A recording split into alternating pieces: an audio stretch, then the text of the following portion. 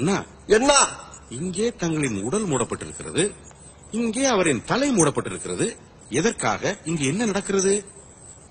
அந்த உடல் இந்த தலையோடு இணைய போகிறது.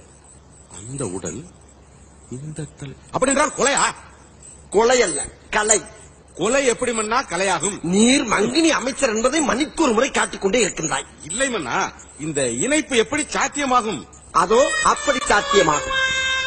ஆகா ஆகா, தாங்கள் சாலி போலவே தோற்றமளிக்கிறீர்களே மன்னா.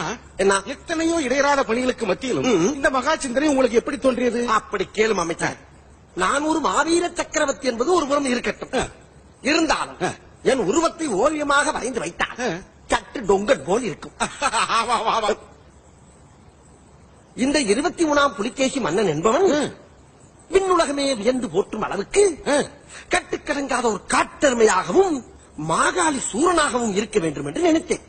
இவனை சரித்திரத்தில் எப்படி இடம்பெறச் செய்வது என்று நினைத்துக் கொண்டே கலிவறையில் நான் அமர்ந்திருக்கும் போது கனநேரத்தில் என் ஞானத்தில் உதயமானது இந்த ஓவியம்.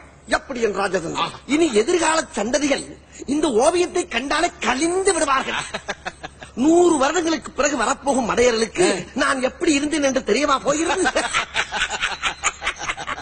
வரலாறு மிக முக்கியம் அமைச்சரே. ஆமா மன்னா, ஆமா மன்னா.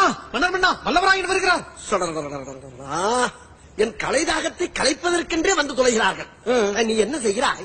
மன்னரை நீங்கள் இப்போது பார்க்க முடியாதாம். நேரம் இருந்தால் அடுத்த மாதம் தங்களை சந்திக்கிறாராம் என்று சொல்லி அனுப்பிவிடு. சரிதானே? மன்னர் மன்னா, என்ன?